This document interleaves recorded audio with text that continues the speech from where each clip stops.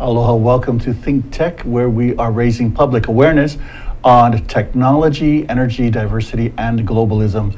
This is Center Stage, and I'm your host, your sit-in host, sitting in for Donna Blanchard. And this week, we're talking to a local actress and Kumu Kahua favorite, Danielle Zalopany. Hi, Danny. Hi, Will. How are you doing today? I'm good. How are you? Good. Oh, good. Thanks. So thanks for coming and talking story with us here at Think Tech. Thank you for inviting me. So the first time I've met you, Danny, was 6 years ago, as we just discovered, and we were casting for my first show that I ever directed by myself, which was Maui the Demigod. Yeah, and I know you had done shows prior to that. What were those shows? Well, I actually started in 2007. I did the pajama game at Polyku Theater, and then went With Ron Bright? Was that with yeah, Ron Bright? with Mr. Bright. Uh-huh. Yeah, so that was saddening to hear when he passed. And then from Polyku, I went over to HBU and did The Imaginary Invalid. Took 2 years off to focus on work and supposed to be school, and then found my way back in 2009 to HPU. I did Quick Tease, which is actually where we met. For some reason, I thought it was The Imaginary Invalid, but I guess it was Quick Tease. Yeah, how could you forget that wig? Yeah, I don't know. I think it's the title. And then, weirdly enough, it was Ron Encarnacion who was in that show. He took me to Kumu. He knew you were in the audience that night, and he said, "Oh, the next day, our Maui the Demigod auditions. You should come with us, because it's Kumu." And I'd never heard of Kumu Kahua. Did you always think about getting into acting when you were in school? I took a theater class my senior year, and In high school? yeah, and I actually really liked it. It was like it was an acceptable form of playing make-believe without people looking at you like you were crazy. And then I was also a band geek in high school, so theater was never in the picture. I was in the Kamehameha School's marching band, and when you're in band is your life. Right. And then when I graduated, that's kind of how I found theater. So you did shows up at Kamehameha? No. Oh, you just took a theater class. Mm-hmm. Oh, neat. Who was your teacher up there? Pat Fujioka, Mr. Fuji. Oh, he's still there. Is he? He's still teaching, yeah. Oh, that's good. Yeah, I think he took a couple of years off to go back to school himself. Okay. To go to UH and get some more theater degrees and stuff, or credits. And yeah, he's back up at Kamehameha. Good for the school. Yeah. So, you've been doing a lot of theater around, mostly at Kumu Kahua. What is your favorite show that you've done at Kumu? It's got to be the Gila Massacre. Oh. Well, okay, no, there's actually two. Both were directed by Harry Wong III, the artistic director at Kumu Kahua. The first one is the Gila Massacre, and it's because it was the script. It was this organic thing that just happened. It was actually a script that was made for TV, and So it was a screenplay. it was a screenplay. Thank you. Sorry. And when we had all been cast, Harry sat us down and told us, "So this is not the way we're going to do it, because we can't do it like this, because it's written for TV, not for stage. So we have to take it and adapt it to stage." And it was just this month and a half process of each scene had a number, and every day that you showed up to rehearsal, Harry would say something like, "Okay, so scene 12 is cut. Scene 3 is going to go after scene 7. And we're going to put back in scene 2, only to come back to rehearsal the next day and be like, "So scene 2's cut now. Scene 12's back in." And it was so exciting, because I kind of hoped that that's what real actors had to deal with, where you show up and you just adapt, in order to tell the story that needs to be told. Mm-hmm. So I'm sorry, so getting back to when you first started acting, so you had no previous, besides the acting class you did at your senior year in high school, you had no other theater education, before you just jumped into the Polyku and the HPU? I did my senior year of high school, 1 semester, Right. and then I think I took a total of 3 acting classes. One was with Nick Logue, over at UH, and then the other 2 were with Ben Moffitt over at WCC. And those, Before you got into any Yes. community theater, do you think that those classes helped to prepare you? Yes and no. I mean, it's weird. The theater. I mean, there's techniques that you need to learn. There's certain things like subtext and you know there are classroom things that you need to learn. But at the same time too, there's also this very valuable education to actually watching veteran actors take a stage. Like I remember. I honestly didn't know you were an actor. I thought you were just a director when we first met. And then when you and I started working together more and more, you know, there's a reason why I call you my Fasha, because I do watch and I learn from a lot of things you do and a lot of the advice that you gave me. You know, don't speak if you don't know what you're doing. Sit back and observe. Watch the people that you want to be like and take note of the people that you don't want to be like. You know, it's acting and theater for me. It's a very hands-on learning experience. I mean, you can read the books, you can practice in a classroom, but you're not going to really get the full experience until you show up and do like a community theater show where you may come to the show and one of the actors doesn't show up. So what do you do to fix it? You know, it's yeah, both are valuable, I feel, but I don't think anybody can really call themselves a theater actor without experiencing both, I guess is what I'm trying to say. Yeah. No, and that was very eloquent. That was very nice. So you've gone from being an ensemble player, right, to being slowly, I've been noticing that you've been getting more and more leads, and this is at Kumu, yeah. How do you feel about that? Is it have you been striving to get those parts, or what made you go for those those lead roles? It's an odd question, I know, and I'm really sorry. But I guess what I'm trying to say is you've come, from an ensemble player, basically, and now you find yourself trying out and getting the lead roles. How do you think you got there, or what is the steps that got you to where you are?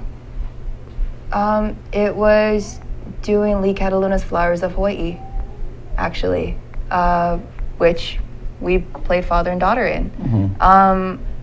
The whole rehearsal process, watching it, even doing the run-throughs, even doing the shows, there was every single person on that stage was a heavy hitter, and it was just so inspiring to be around these veterans, because even though I've been at Kumu since 2010, I don't really consider myself a veteran because I feel like there's so much to learn still. Just watching each scene, watching each actor really focus in. I mean, our scene, it was about a father and a daughter fighting, which is totally relatable to Hawaii. And the scene that followed with Tiffany Rose Brown and Reb Allen, it starts up with the two of them having sex on stage. Who doesn't get a little insecure and be like, oh God, how do we go from, family domestics to hopefully not losing the audience? Right. And there's something to appreciate and respect about that, being like, you know what, we're just gonna do it. We're just gonna do it and hopefully they come with us. And if not, at least we're gonna give a good performance. Yeah. So Flowers of Hawaii was your turning point, and it was then that you thought, oh, I'm gonna try out for the bigger roles, the lead roles. Yeah, Yeah.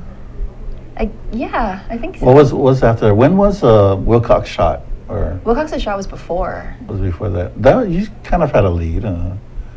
You had a sub lead, I guess. Yeah, it was more supporting. Teresa. Because I feel like the show really was more about Robert Wilcox. Yeah. Okay. Well, and his relationship with the people in his life, who you played his wife. Mm-hmm. Yeah. So that was that was probably leading up to where you are now. Yeah. And then what was after Wilcox? I think Saturday Night at Pahala Theater, which is actually one of my other favorite shows that we did at Kumu. Yeah, because it's the same thing. It was actually a book of poems that got adapted into for the stage. That we adapted on the spot. Yeah. And you know, when you sit down to your first read through of a show, you kind of get a feel of like, this is something amazing. And that's how it was. It was a book of poems, and I remember the first poem that we went through was Bathroom, I think is what it's called. Mm-hmm. And you and Harry sat down, and Harry said, just read it. Just read it like it's 5 witchy girls in a bathroom talking to each other. And we did, on the spot. And it just was this beautiful organic experience, which is, you know, what theater is about. Mm-hmm. And then you got into so that led you to, was Kahele your first? Well, it was an ensemble piece. It was, yeah. And but you were Kahele. Yes. So how was that? Because that was almost an organic piece too, right? You guys did a lot of cutting and pasting with the script. We did. You know, that's one of the things I love about Kumu Kahua also is, aside from doing all original work, whenever they do a remount of previously done work, it's normally not the same. Mm-hmm. You know, enough time has gone by that the director that takes whatever piece into their hands, they find a way to make it their own. Because I remember we watched the original Kahele, and it was this huge production with musicians, and everybody had an instrument or a stick. Right. And Harry said, we're not going to do it like that. So Harry Wong directed that one also. And Harry said, we're not going to do it that way. We're going to strip it down, and we're going to make it just about the story.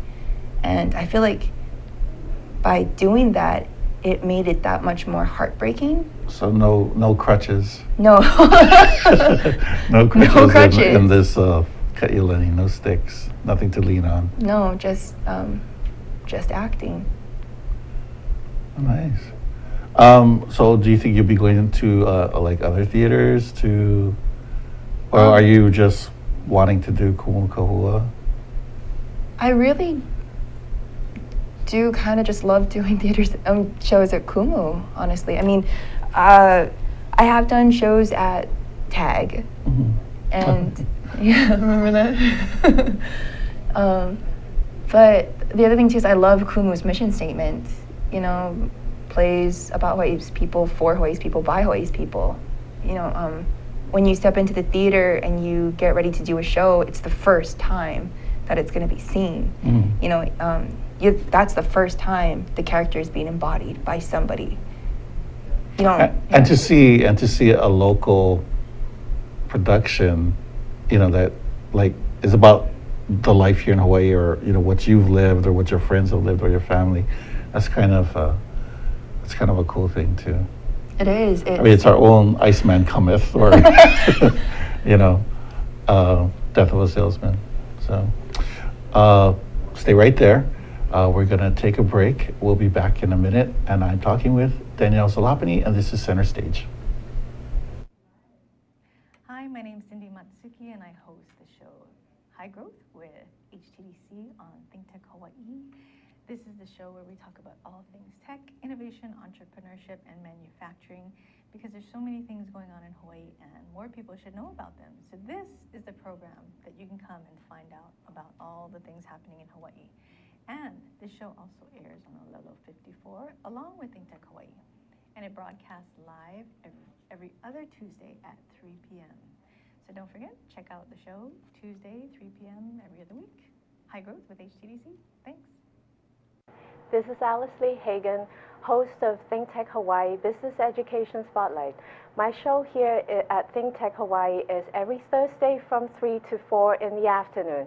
I bring in interesting guests from Hawaii, the mainland, and hopefully international guests in the future. Do join us on Thursday from 3 to 4 p.m. Think Tech Hawaii Business Education Spotlight. Aloha. Hi, we're back at Center Stage here at Think Tech. I'm Will Kahele, sitting in for Donna Blanchard, and we're talking to Danielle Zalopany, favorite Kumu Kahua theater actress. And we were talking about Ka'iulani when we last left. Yeah, can you tell us more about the process? And I know it was a lot of women. Yes. Was that eight women and 4 gentlemen? Yes. Yeah, something like that. Yes, actually. Sorry, I did the count. I was like, yeah, yeah, there's 4 of them. And how was it? How was it working with a cast of sisters, your fellow sisters?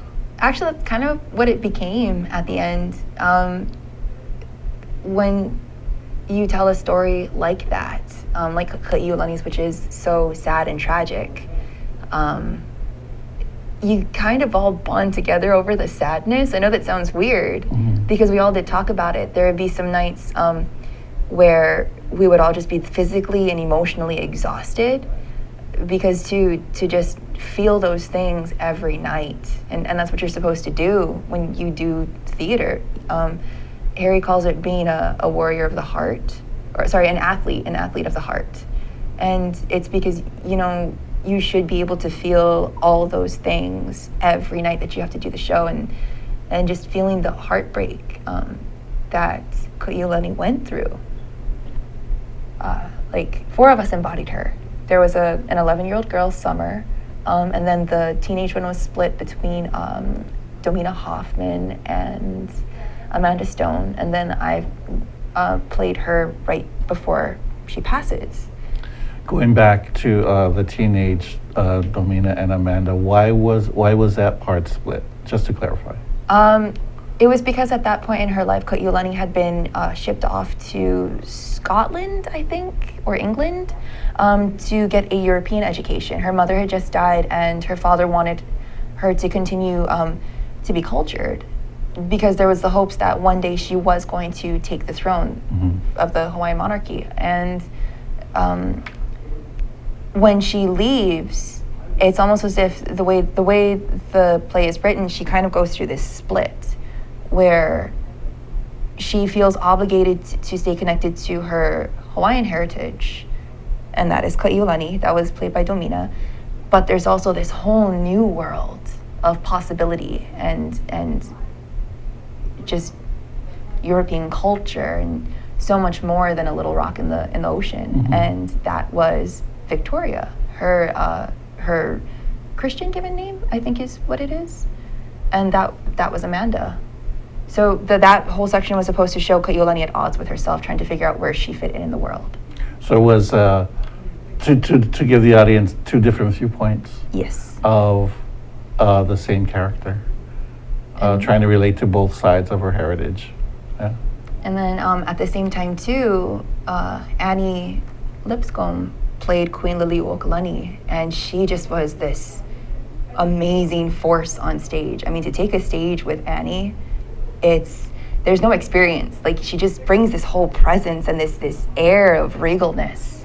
I mean, I remember when I saw her at the auditions, my heart dropped out my butt. I was like, oh my God, what is she doing here? Because she's so amazing. Like, she's part of Kumu's legacy. I remember when I first started doing shows at Kumu, you told me about Kalakawa's poker game, where she and Kimberly Villasenor did this ue. It was our double bill, actually, and it was waiting for the last king, waiting for a king, and in that play there was also a story called Kaloi Ko'olau, and Annie was the spirit of Kaloi Ko'olau's wife, and so she haunted the valley in search of her husband and her son who had died of leprosy.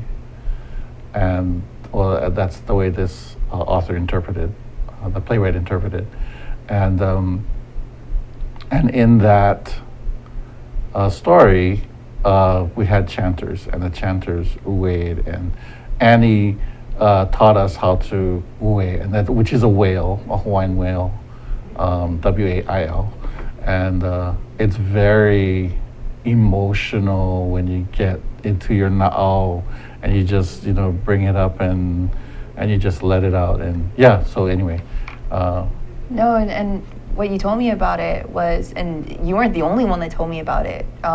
Every night that she did it, she and Kimmy did it, there was not a dry eye in the house. Oh yeah, even I was crying, and I was one of the chanters, and I was going, this is crazy. But yeah, and every night, and we would do the same thing, and we would cry at the same places, and yeah, so I can see what being an athlete of the heart, to wear your emotions right under your skin, so that you can just tap into it. Some people don't have to learn that, and some people just get it. Yeah, so you have that. Annie has that. Yes. Janice Terukina has that. And it's not where the actor just tries to get it up, because the emotion is in the script. The emotion is in the text. And when you become that character and you're saying those words, it affects you as any normal human being would be affected, hopefully. Yeah, it's and then also too, I think it's you hope that you have an amazing director to guide you. Yeah. Like there's one scene in Kaiulani where she is visited by her mother. I believe she's 20 or 21. She's already back in Hawaii, but the spirit of her mother? The spirit of her mother comes and visits her, and it wasn't working the way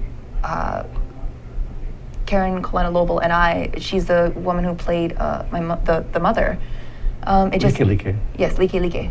It just wasn't working, so Harry sat me down and he gave me this note about how, one day your mom's not going to be here, and everything that you guys fight about right now, it's going to be moot. She's had to deal with that her whole life. So can you think about that? Could you do that for Mr. Wong?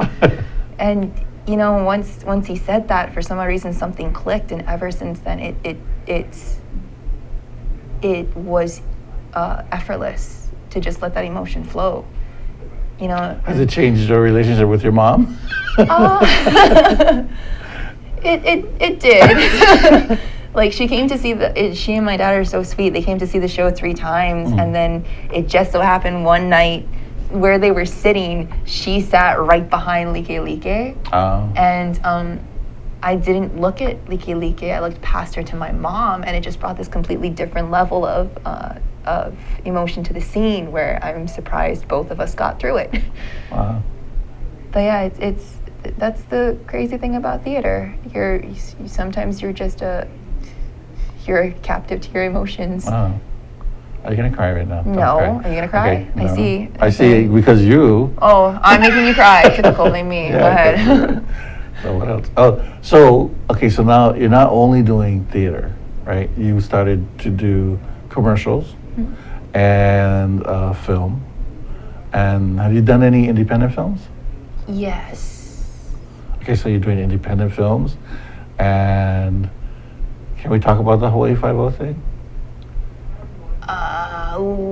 Yeah, we can talk about it. So you just got a part in Hawaii Five-0 that's yet to be filmed. Yes. Yeah. So we just can't tell them the title of the. Oh yeah, episode. no. Yeah. So how did you make the transition from theater into film and commercials and movies and? Well, actually, you're to blame for that. Oh. Yeah. Thank you. Thank you. I remember, like in 2010, that's when I signed with HTY for a 6-month contract, and we went on tour. HTY does, well, at the time we were doing 2 shows, and you will take shows on tour to the Neighbor Islands. So there came a day where I was sitting in my hotel room with my hotel buddy, and I was just like living out of a suitcase, flying around, doing shows. I could do this for a living. And I think I came back because we were doing Holiday of Rain when I came back. And I told you about how I want to take this to the next level. I just don't know how. You know, I want to live that life. And you actually said, well, you need an agent because doing it on your own is going to be incredibly difficult. And I asked you, well, who do you sign with then? And you told me ADR agency because that's who you were with. And I think like the next week I emailed them to get into their Fresh Faces program, which is what I think a campaign they used to have back when I first signed with them. And it's kind of been a learning experience since then. Because I think I signed with them in 2010. And it's when it like theater and film are 2 completely different things. Well, not completely different, but they're just not really the same. I don't know. Which is almost like different. Yeah. Right. Well, what makes it different? Is it the audition? Well, of course, you're not performing for a live audience.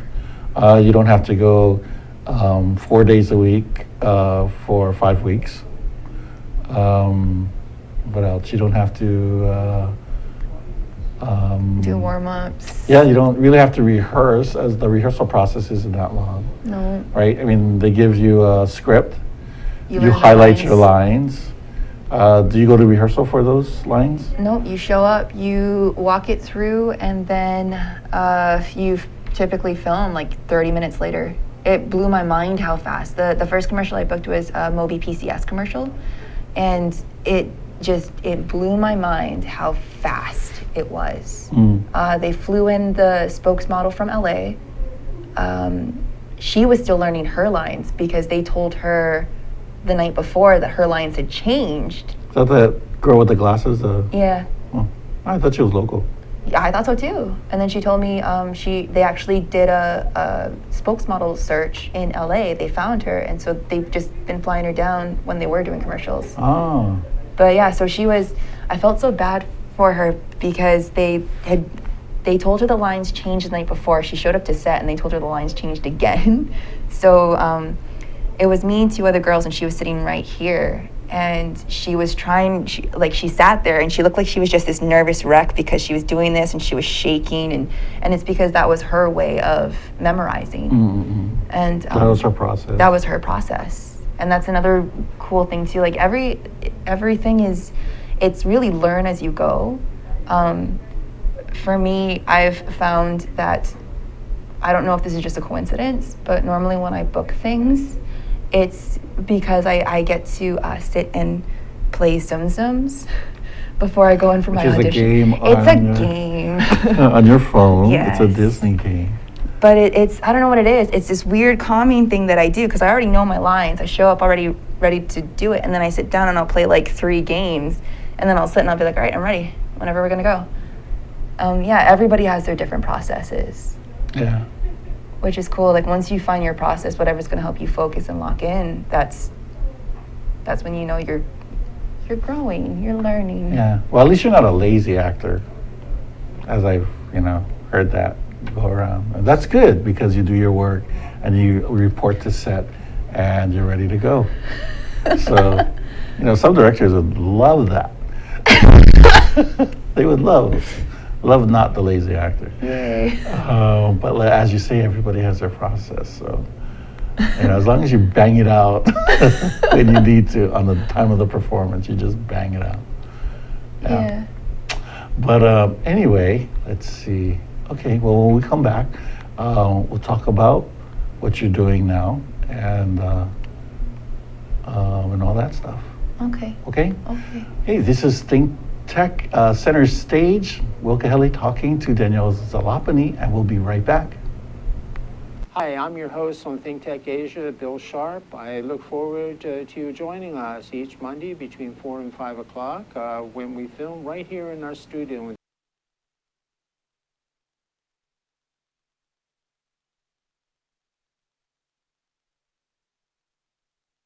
downtown Honolulu.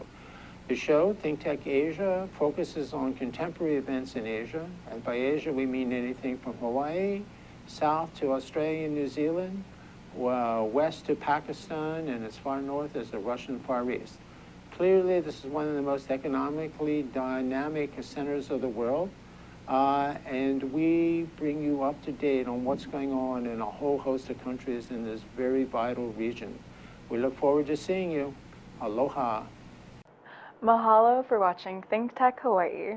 We are a channel dedicated to raising public awareness about the importance of technology, energy, diversification, and globalism to the future of Hawaii. We broadcast and stream daily from 1 to 5 every weekday, and we broadcast on Olelo 54 and OC16 TV. All of our shows are archived on thinktechhawaii.com, and we hope to see you there. Aloha. Hi, this is Center Stage, Think Tech, and I'm Will Kahele talking to Danielle Zalopany. So, Danny, when we last left, we were talking about being on set and having your work done, basically, so that you could relax and play games on your phone. I don't do that on set, don't just so do we're that on clear. set. Okay. I do that right before the audition. Oh, disclaimer, Thanks. folks. So what else have you done? What was that? The wedding one? Oh, the Mike and Dave Need Wedding Dates? Yeah. When is that coming out? I think in May 2016. I mean, like, I'm still crossing my fingers because, you know, you still got to make it through Final Cut. Oh. Yeah, well, you still get paid. Oh, yeah, of course. So, I mean, even if that goes into, what do they call it? What, the extras? No. The cutting room floor? No. I don't know where you're going. Residuals. Oh, you yeah, get paid yeah. residuals, right? Yeah. I think, you have to look at those things. Like, No, what yeah. is your contract? I mean, because what if it goes on and plays for, I don't know, like the Minihuni water commercial, it just plays and plays and plays. Like your commercial. Yeah. So you want to Like make I said sure, your contract is, you get paid every year that it I know shows. that's kind of like on the back burner for everybody. Like, yeah, you want to make sure you get that check, but I think on the front burner is like, I just want to be seen. You just want to work. Yeah. So talking about that then, so does that mean you want to do bigger projects, or do you want to get called in for features and stuff like that? Oh, definitely. So you know that here is not where those projects are. Yes. Are you entertaining the thought of relocating for temporarily, let's say, to like LA or New York? Or Or just getting an agent on the West Coast so that if they can book you for anything, you can always send in a video. It's definitely something I have thought about. At the same time, too, it's so. I'll admit it's terrifying, because going up there. Going up there, you're going from a big fish in a small pond to a little fish in a big pond. A freaking big pond. Yeah, but everybody takes the gamble, everybody takes the risk, and it's better to do it and then not have any regrets. When you become aged and decrepit like me. Wow. So you look back and you say, "Hey, I did it." At the same time too, like there actually are a lot more projects coming down to Hawaii. Like, Titan just finished that Mike and Dave thing that came down. They cast locally. Also too, like it's awesome. The new Disney princess is actually a Hawaiian, born and raised on Oahu. Like that's, I don't know, and I might be. Well, that's because Lilo wasn't. Good. I'm glad they favored. No, Lilo was a little mainland girl. Yeah, but the thing is too, like, and I understand I might be being whimsical when I say this, but I like to think that the projects that are going to come down are going to try and cast more talent, local talent, because there are people here that have the chops. Oh yeah, there are, and even in theater too. There's people here who have the chops, but they migrate over to the continent, where they either land in the West Coast or the East Coast, and they play around as the little fish for a while, and then somebody sees them, and bim bam boom. Yeah. They get cast in bigger projects. So then you didn't answer my question. So are you? Oh, I was trying to dance around it. You stopped no me. dancing on the Talking Story set. I do hopefully one day want to go. As to when, I think I just have to do it. Because I have heard that you are never really fully prepared for it. Yeah. I mean, a lot of people we know in common, and I've always said, oh yeah, I want to go up to New York, but I'm saving my money, or I'm trying to pay off bills. Then you'll never do it. You just have to do it. Bills will always be bills. They'll follow you wherever you go. That's the beauty of bills. So you just have to save enough money for your plane trip over, because it's one way, and maybe your first month's rent, and you'll always get a job. And you just have to do it. You're so optimistic for me. No, I it's the experience. Look at everybody that went. We have friends in common that have gone and made the journey and have learned so much. Some have stayed there, and some have come back. But they've come back richer, in experiences and their acting education. So what's up for you now? I know you have the Hawaii Five-0 gig. When is that? When do you start shooting for that? In the new year, actually. Oh, 2016. Yeah. Okay. Also, too, we're doing the next show at Kumu. We're rehearsing it right now. It's Not One, But Two. What is that about? It's about a girl who used to be a crackhead, is recovering, but is still dealing, and it's a day in her life. Oh, okay. And do you play that girl?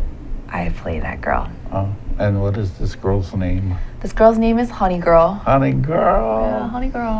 We all know Honey Girls. Yeah, there's a lot of Honey Girls. And then also too, it's basically her mom is with her the whole day too, and her mom's name is Ma, and that's Buffy, who's an amazing actress. I'm so happy she came to Kumu. That's another cool thing too. Like this season, there's been a lot of crossovers. Yeah. Yeah. I think I don't know about now, but in my time, Kumu Theater was very intimidating. I started as a musical theater kid, so I did a lot of musical theater, and slowly they kept giving me more lines and less songs and dances, and I got the gist. And then somebody told me, oh, you should go over to Kumu, Kahua, and I said, why? I said, oh, because they do local plays over there. And I thought about it, and I thought, I don't know how to be local. I don't know how to be Hawaiian. I played every nationality on stage, from German to Chinese, and every little country in between. And to play yourself or to play a local person, I didn't think I had the education, but I did, because it's just who we are, And that was back in 2000, and I haven't left. I mean, I still do other stuff, mostly at Diamond Head, trying to get back to Manoa Valley Theater. My last thing at Diamond Head, I think, was in 2007. So trying to get back there. It's I don't know. There's just something about Kumu. So like half your cast are newcomers to not only Kumu Kahua Theater, but to the island too, yeah, or to the state. Max. Max Yeah. is He's from Maine, isn't he? Yeah, he got here 2 weeks ago. Or sorry, now it's a month ago. But he got on island. I found auditions online and was just like, I'm gonna go. And it's so funny talking to him too, because he was saying, well, you know, I read the character breakdown and I saw one of them was a white military guy, and I thought that's my niche. So I showed up, and it was just so funny because anybody that goes to see shows at Kumu Kahua, they know that he's actually a nice guy. Yeah, They're normally not nice guys. Yeah, the portrayal of our Caucasian friends, which is kind of funny because we're all, you know, Caucasian somewhere, you know. Mm-hmm. But I think it's the way playwrights or probably history sees it. Depicts them, yeah. Yeah. But yeah, Max he seems like a pretty cool guy. You guys got a lot of new people. Yeah, we have an LCC student also. Oh, right. She was just in A Dark and Stormy Night. A Dark and Stormy Night. Leilani? Ramos. Yeah, Leilani Ramos. Buffy came to us straight from Tommy. Right. Yeah, we were rehearsing while Tommy was still She's running. a musical theater kid. Yeah, and she's a trooper. She has a powerful voice. Yeah, well, no, I also mean just in the sense of she had no days off. Oh, right. Yeah, 'cause she's what, Thursday to Sunday? Wednesday. Oh, Wednesday to Sunday. Wow. And Sunday she'd leave her show at Manoa Valley, come to rehearsal, and rehearse with us till 9:30, 10 o'clock. Yeah. Jemina was doing that too. For Show You on Rice, and then he'd come to Joker rehearsals. Yeah. And he had gone a whole year just doing back-to-back shows.